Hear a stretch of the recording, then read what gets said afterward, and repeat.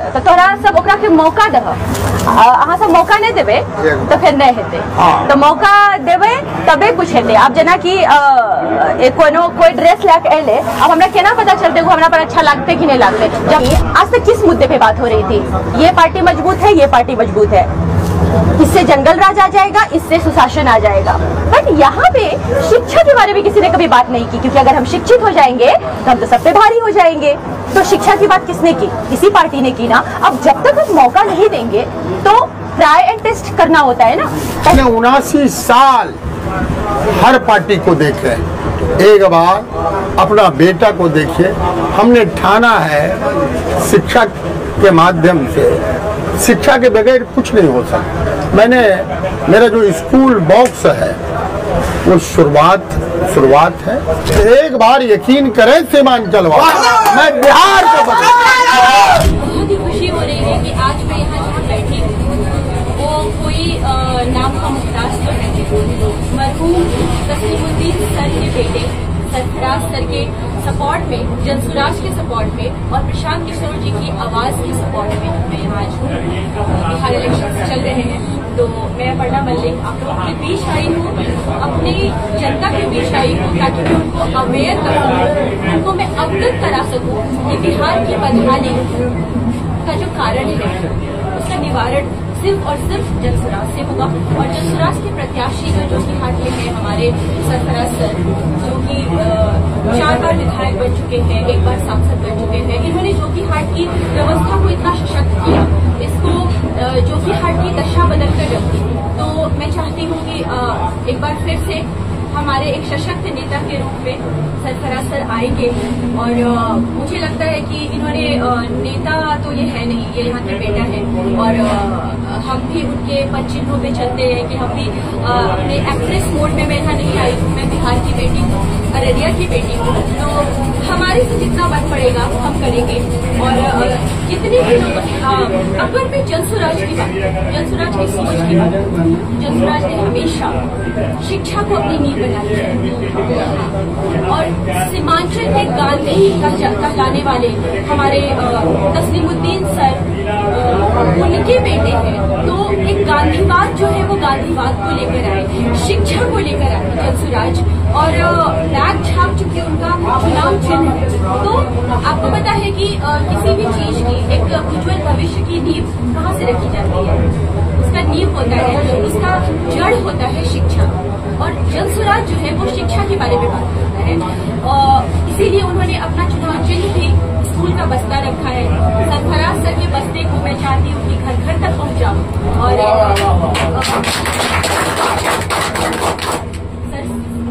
जनसुराज का बस्ता, प्रशांत किशोर जी का बस्ता, हम सब का बस्ता हम लेकर आएंगे बिहार में और एक नए बिहार की नींव को डालेंगे, जो कि हाट को एक मेरा तो मन है कि मैं कुछ अब बोलेंगे, अब मैं बोल देती हूँ तो लोग बोलते कह रही है तो बहुत ज्यादा बोल देती है। तो मैं तो ऐसी ही हूँ, मैं जो कि हाट को जापान की तरह देखना चाहती हूँ, जो इन्हीं के द्वारा सब। तो आप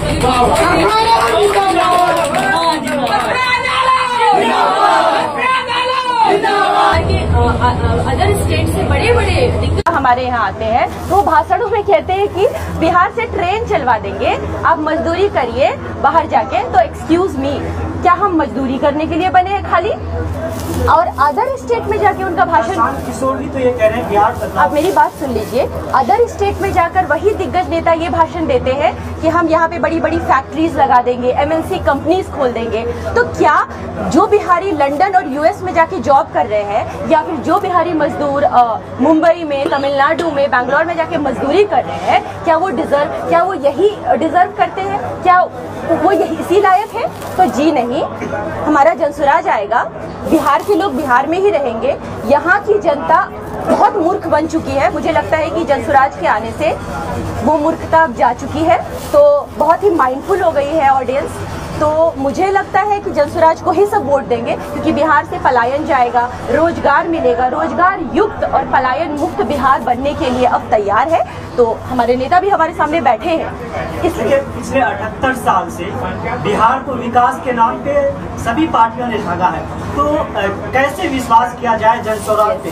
अब बताइए। बताइए, ठगे तो हम 78 सालों से गए हैं, ठीक है, तब से हम ठगते चले आ रहे हैं। अब जब तक जो आदमी आज तक किस मुद्दे पे बात हो रही थी, ये पार्टी मजबूत है, ये पार्टी मजबूत है, इससे जंगल राज आ जाएगा, इससे सुशासन आ जाएगा, बट यहाँ पे शिक्षा के बारे में किसी ने कभी बात नहीं की, क्योंकि अगर हम शिक्षित हो जाएंगे तो हम तो सब पे भारी हो जाएंगे। तो शिक्षा की बात किसने की? इसी पार्टी ने की ना। अब जब तक हम मौका नहीं देंगे तो ट्राई एंड टेस्ट करना होता है ना, पहले थोड़ा इस्तेमाल कर लो फिर विश्वास कर लेना। तो इस्तेमाल करो एक बार जनसुराज को, तो विश्वास किया तो धोखा मिला, बदहाली मिली। अब अगर आप फिर से विश्वास करोगे तो क्या मिलेगा? धोखा और बदहाली ही। अब आप जनसुराज पे विश्वास करो, और मैं ये विश्वास के साथ कहती हूँ कि धोखा और बदहाली नहीं मिलेगी। ये है।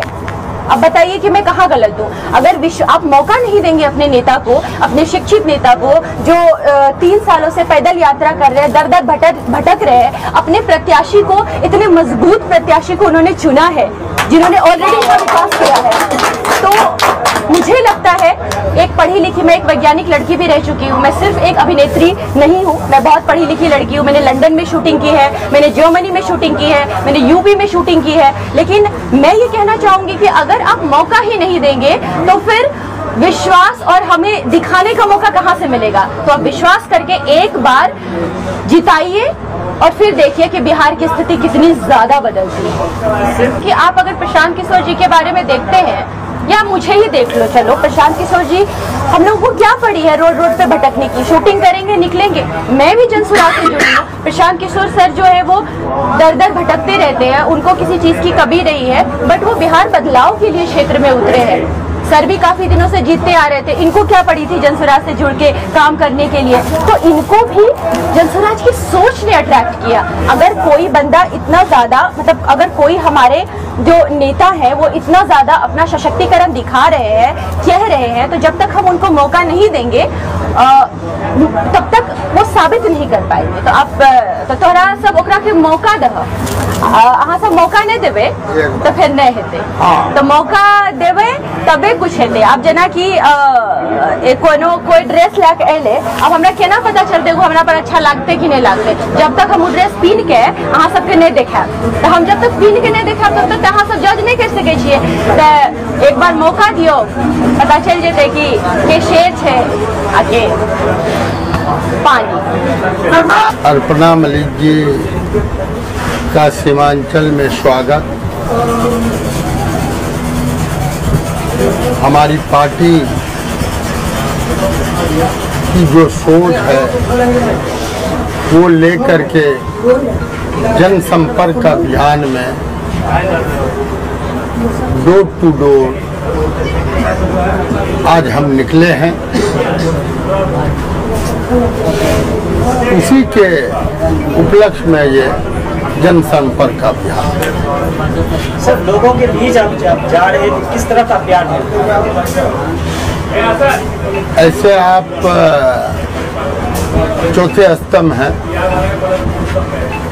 और आपको पता है आज अगर इतना प्यार मिला, मैं कहीं निकलता हूँ